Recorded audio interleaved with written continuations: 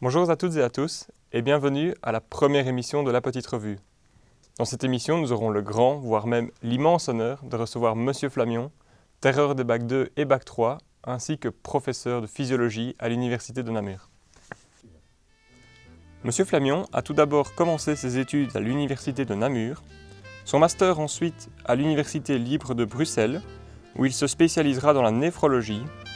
Il partira ensuite 4 années aux United States of America, où il aura l'occasion de parfaire son anglais. Il reviendra finalement en Belgique, où il occupera divers postes dans le contrôle et la pharmacologie des médicaments.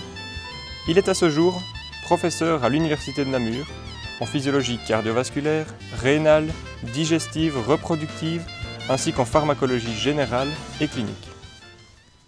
Ensuite, en deuxième partie d'émission, vous aurez l'occasion de suivre avec nous un magnifique reportage chasse et pêche portant cette semaine sur les pigeons. D'où viennent-ils? Que font-ils? Et surtout, où vont-ils? Vous trouverez réponse à toutes ces questions dans notre émission. Mais tout d'abord, je vous demande d'accueillir sous vos applaudissements Monsieur Flamion. Bonjour. Bonjour professeur, tranquille. Merci. Tout va bien? Très bien. Je vous remercie tout d'abord d'avoir accepté notre invitation. Plaisir. Bien, nous allons commencer donc. Professeur, nous avons essayé en introduction de décrire votre CV de manière assez concise, mais éclairez-nous, quelles sont vos activités pour l'instant et où vous éclipsez-vous donc régulièrement pendant l'année pour revenir avec de si belles couleurs? Je m'éclipse de temps en temps. Je ne reviens pas toujours avec des couleurs. En général, quand je reviens avec des couleurs, ce sont des petites vacances.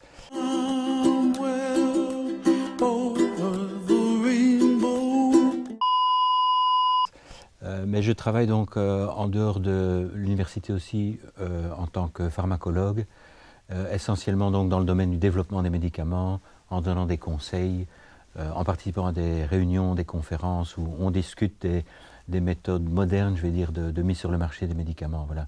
Ça me prend, oui, un bon temps aussi en dehors de l'université. Et quelle est l'activité de votre planning que vous préférez pour l'instant et est-ce que l'exercice de la médecine vous manque? Mes activités actuelles, elles comprennent beaucoup de cours aux étudiants, donc ça c'est quelque chose qui me plaît depuis que je suis ici à Namur.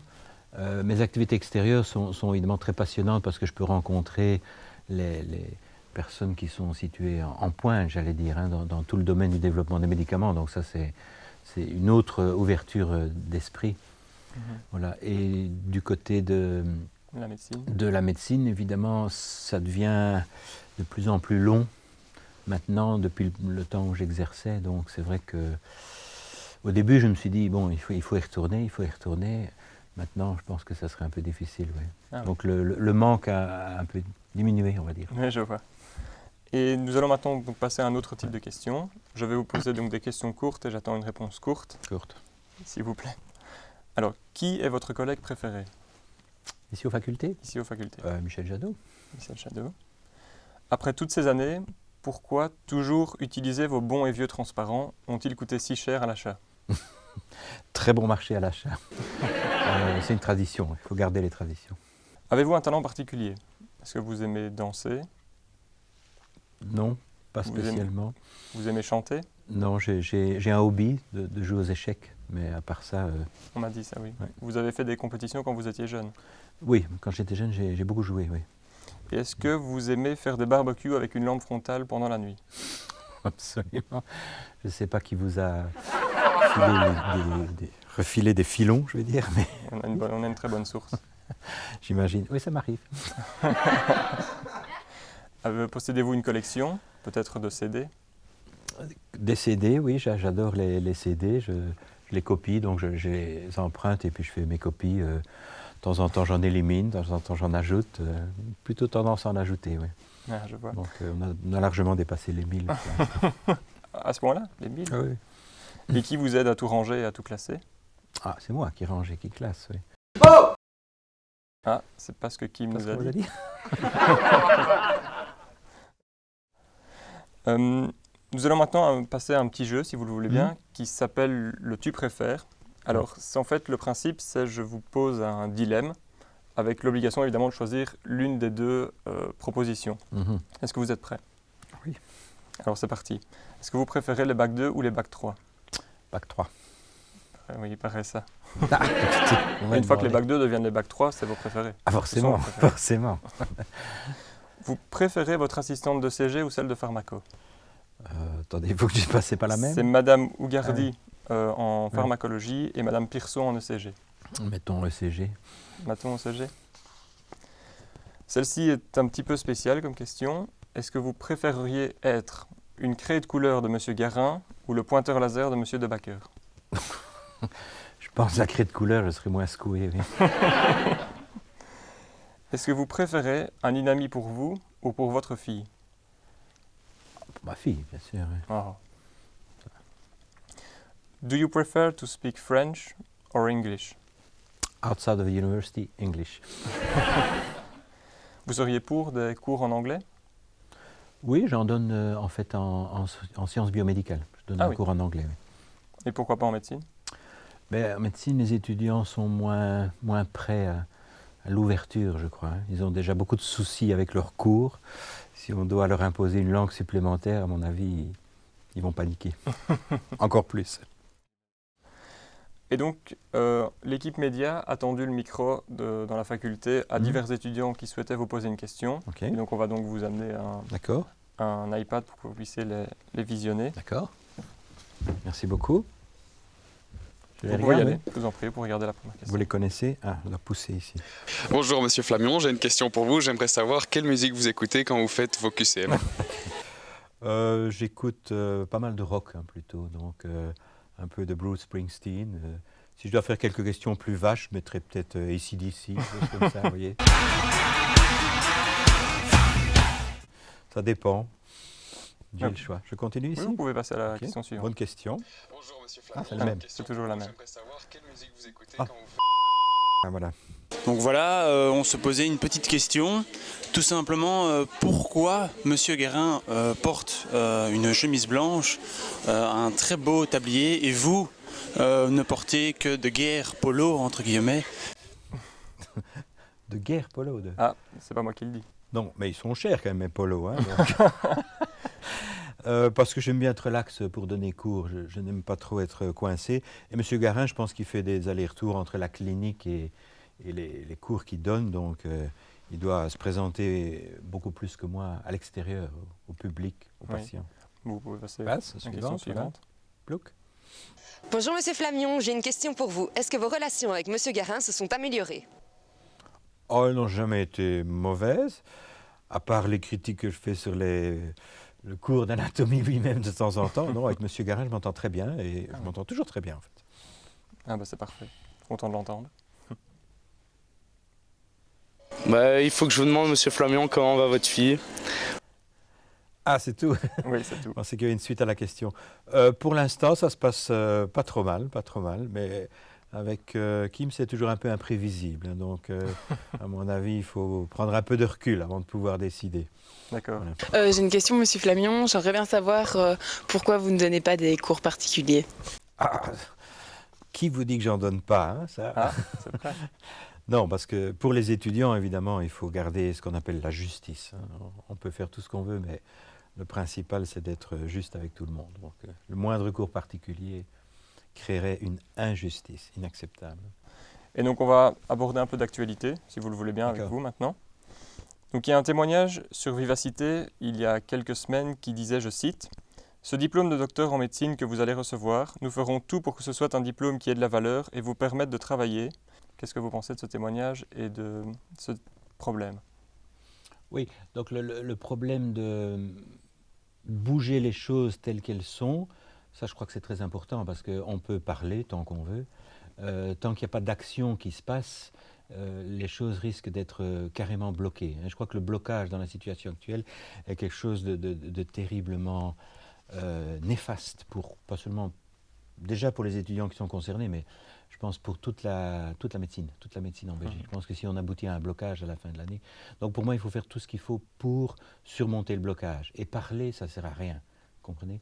Donc je pense qu'il faut pouvoir ouvrir des portes, etc. Et vous avez un début de solution à ce problème plutôt préoccupant? Mais je crois que la solution, là je rejoins tous les avis que j'ai entendus récemment, ne peut passer que par un accord national, parce qu'il est impossible d'imaginer un accord régional dans ce problème. C'est la loi, tout simplement. On est obligé d'appliquer la loi en Belgique, c'était un problème national. Pour débloquer le problème national, on est obligé de mettre en place un examen d'entrée. Personne n'a suggéré encore à l'heure actuelle une autre solution. Donc on doit passer par là. Une fois qu'on est passé par là, examen d'entrée et puis abord du problème à l'échelle nationale, je pense qu'il y a normalement à ce moment-là moyen de trouver des solutions. Et à propos de l'examen d'entrée, vous n'avez pas peur qu'un examen d'entrée en médecine reflète plutôt la qualité de l'enseignement secondaire d'où l'on vient, plutôt que véritablement les capacités à travailler? Ah, mais ça reflètera les deux, ça c'est évident, oui. Je crois que le fait que l'étudiant qui a 18 ans arrive à l'université est influencé par son milieu social, les parents qu'il a eus, par l'école qu'il a fréquentée, c'est tout à fait évident, c'est tout à fait évident. Je ne vois pas comment je pourrais, ni moi ni personne d'autre, supprimer cette différence qui existe. Ah oui, donc vous seriez pour une année préparatoire et Moi, un examen je suis d'entrée? pour des années, oui, qui permettraient de gommer les... Pour ceux qui souhaitent les gommer, hein, Oui, si quelqu'un ne veut pas faire la médecine, il n'a pas besoin de gommer cette différence. Je pense que perdre, entre guillemets, perdre un an entre les humanités et l'université n'est pas mauvais, parce que pour moi, beaucoup d'étudiants sont trop jeunes à l'UNIF, en particulier en bac 2.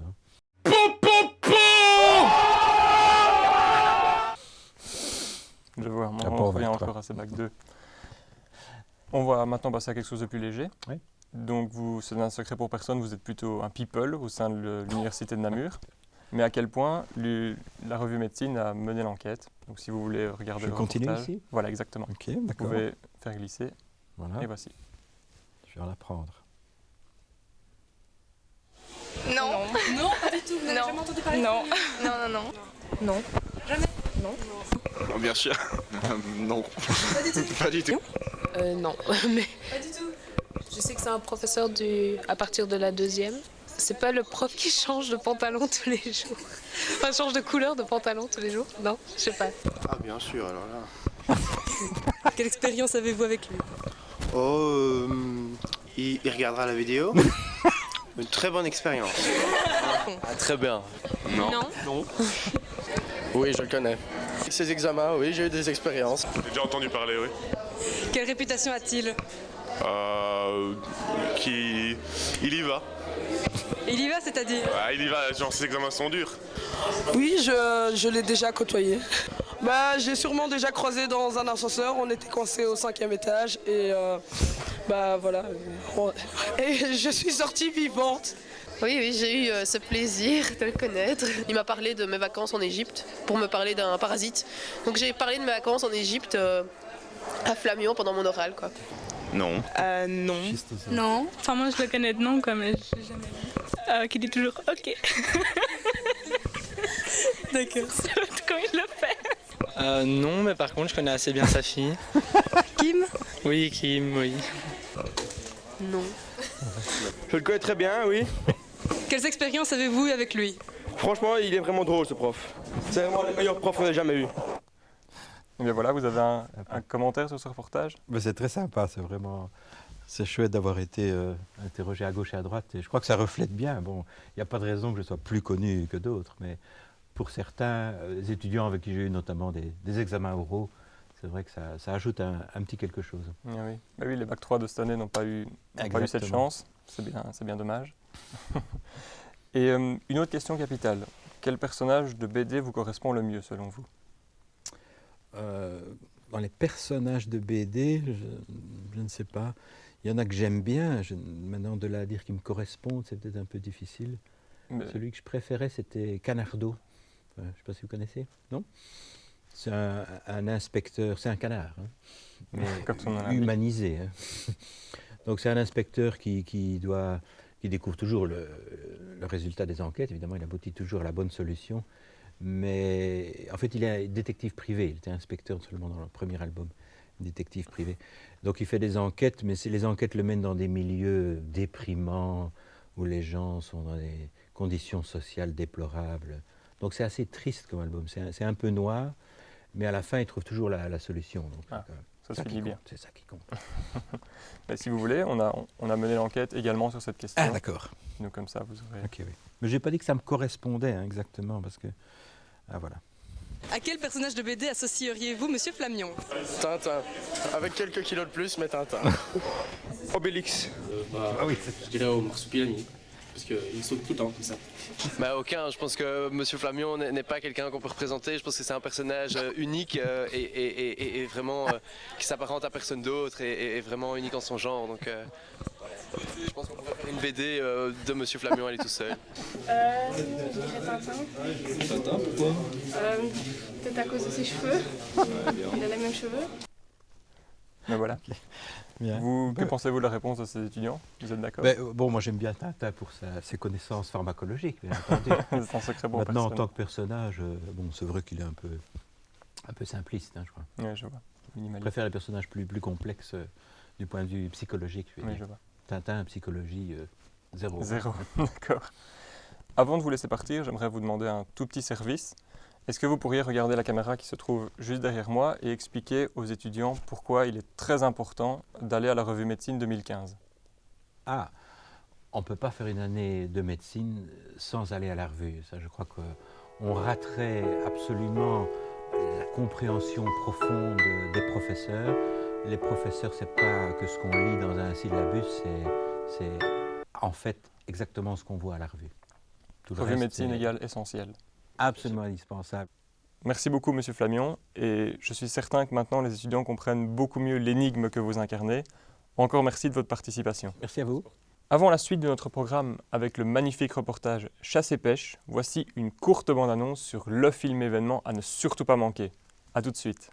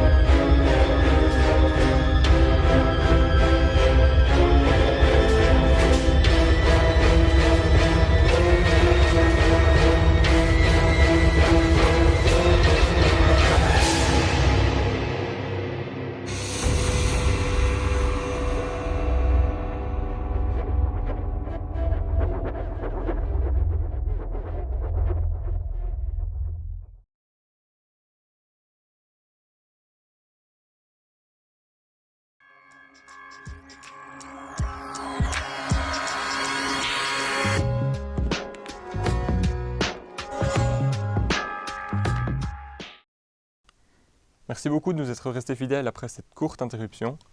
La suite de la petite revue continue avec le fabuleux reportage Chasse et pêche sur les pigeons. C'est un reportage signé Manon de Mortier.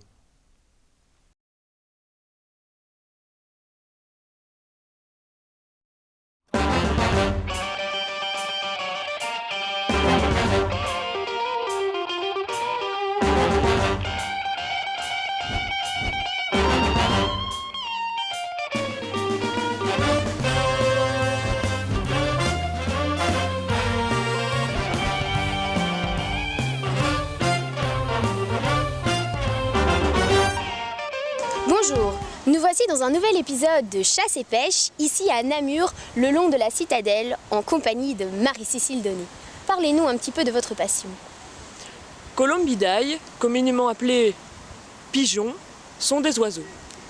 Jadis, ils étaient utilisés pour envoyer des messages d'où l'expression pigeon voyageur, bien qu'il soit non migrateur. Marie-Cécile, parlez-nous un petit peu de leur accouplement.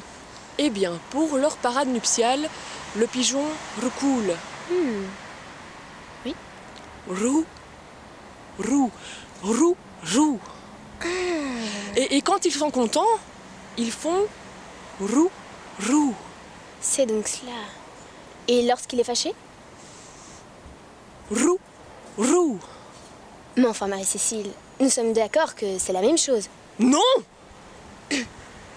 Roux, roux.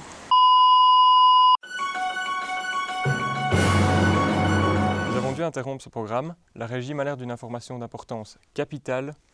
Que se passe-t-il? La réponse en live avec Nicolas Van Lancker.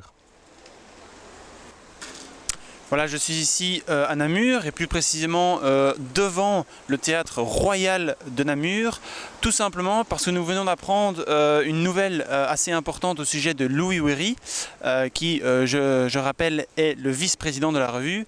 Tout simplement, sera-t-il toujours le vice-président de la revue en fin de cette année? Nicolas, pouvez-vous en dire plus? Voilà, l'information part d'un statut Facebook où je cite doit aller encore au théâtre ce soir, avec un smiley assez négatif à ce sujet. Alors voilà, tout simplement, est-ce que la revue aura lieu toujours au théâtre royal de Namur? Louis est-il toujours aussi motivé? Nous allons mener notre enquête au sein avec un concierge de théâtre royal de Namur. C'est une information en effet très préoccupante. Cette nouvelle remet en question toute perspective d'avenir pour la revue 2015. Je vous propose donc d'aller tous sur vos ordinateurs vous faire votre propre opinion sur le statut Facebook de Louis Wéry. Mais la régie m'informe que Nicolas est déjà en face du théâtre avec en duplex le concierge du théâtre de Namur. Nicolas, c'est à vous. Je me trouve ici devant le théâtre royal de Namur en compagnie du concierge de ce même théâtre. Bonjour monsieur. Hi, I'm Barry. Je suis le concierge de ce théâtre. Oui, bonjour Barry. Alors connaissez-vous une certaine Orlane Paridance ou un certain Louis Wéry? Non, qu'est-ce qu'elle a encore fait celle-là? Qu'est-ce qu'elle a fait? Putain, je vais la trucider quand elle rentre à la maison, je te jure. Non, je vous interromps monsieur, il ne s'agit pas de votre fille, il s'agit en fait de la présidente de la revue, Médecine, et du vice-président. Voici une photo, si vous connaissez cette personne. C'est une sacrée balle pour l'enterre, ce que vous montrez là. Oui, c'est vrai qu'elle a un certain charme irrésistible, il faut bien... Mais moi je parle du type à côté, hein. Ah oui, oui. Oui, chacun ses goûts. Enfin, bref. Encore une question. Êtes-vous au courant d'une certaine réservation qu'il y aurait fin du mois de mars? Moi, je suis le concierge, hein. Je ne m'occupe pas de ces affaires-là. Hein. Je nettoie juste la serpillière et c'est tout. Hein. Moi, je m'occupe pas. Je ne sais pas ce que c'est. Oui. Oui. En tout cas, merci de vos informations précieuses. Voilà, tout simplement pour conclure... Oui, juste me passer ton numéro parce que j'aimerais le contacter, s'il vous plaît. Non, monsieur, nous sommes en direct ici du journal, s'il vous plaît. Nous sommes en direct, s'il vous plaît. Un peu de respect, s'il vous plaît. Mais ce sont mes vigiles. Voilà. Tout ça, en plus de ces informations, nous avons également reçu une information concernant Orlane, donc la présidente de la revue, qui elle également a aussi publié un statut Facebook en disant, je regarde mes feuilles ici, va aller au théâtre ce soir, espère que quelqu'un va se casser la gueule sur scène. Bon, on n'en sait pas plus actuellement sur ces propos un petit peu désobligeants, mais voilà, nous allons mener une enquête et bien sûr nous vous tiendrons au courant. À vous les studios. Merci Nicolas ainsi qu'à son intervenant.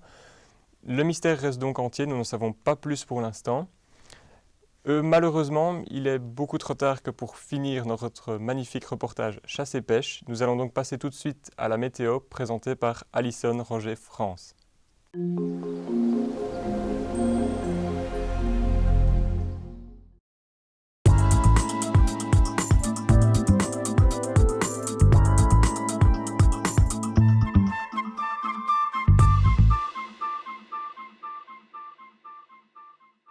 Bonjour et bienvenue à la revue météo. Alors, premier grand point pour cette météo de l'UNAMUR. Il y a cette fameuse tempête de bière qui stagnait sur Namur depuis maintenant septembre, qui semble enfin se dégager, faire de nouveaux horizons. Oui, tout à fait. Alors, malheureusement, ne vous réjouissez pas trop vite, parce que cette tempête va être remplacée par une tempête de syllabie sans précédent. Restez donc bien à l'abri chez vous, ou bien à la bibliothèque. Alors, aujourd'hui à l'UNAMUR, en faculté de philosophie, excusez-moi, The Lee Philosophie, existe-t-il vraiment une faculté de philosophie? Breaking news! Il existe une faculté de philosophie! Oui, c'est réel, c'est tout à fait réel. C'est tout à fait réel, c'est tout à fait bien. Alors, en Sisyphie, oui, il y a eu une explosion nucléaire, tout ce qui est plus normal dans cette faculté. Donc, pour les petits nouveaux qui ne connaissent pas la faculté, n'y allez pas, n'y allez jamais, ne mettez pas les pieds là-dedans. Terminons le point d'aujourd'hui avec la faculté de médecine, la meilleure des facultés. Ce matin, le soleil brille sur la faculté de médecine grâce au rayon X de Monsieur Ossio. Malheureusement, je dois vous annoncer une énorme dépression dans le courant de l'après-midi à cause de l'annonce des examens qui se font très proches. Oui.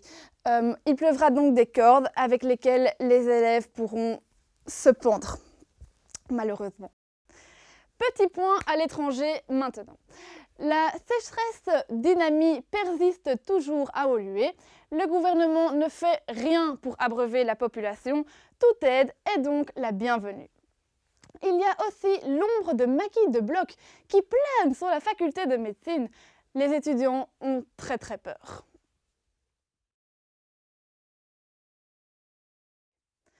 Passons enfin aux prévisions.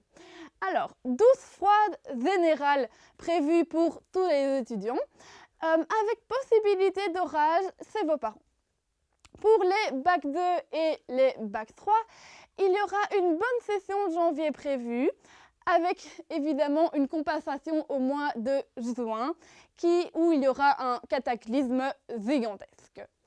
Pour les bac 1, maintenant, il y aura un gros tsunami au mois de janvier qui va faire des centaines de morts. Heureusement, la sélection naturelle fera en sorte qu'il restera des rescapés. Le début du second quadrimestre risque d'être très ensoleillé, mais ça ne durera vraiment pas longtemps, donc profitez-en. Nous terminons cette météo avec les éphémérides. Aujourd'hui, lendemain de bunker, le soleil s'est levé à 12h10 et se couchera à 16h40. Nous perdons donc 5 minutes de gain d'ail. N'oublions surtout pas de fêter la Saint-Bruno. Et non, nous ne sommes pas en mars. C'est déjà la fin de la première émission de la Petite Revue. Nos remerciements vont bien sûr à Monsieur Flamion pour sa participation, à l'équipe média pour son investissement, au SAV pour son magnifique plateau et ainsi qu'à Monsieur Thierry Duchâteau pour ses conseils et sa patience. Quant à moi, je vous remercie de nous avoir suivis et je vous souhaite de passer une très agréable année en compagnie de la revue Médecine.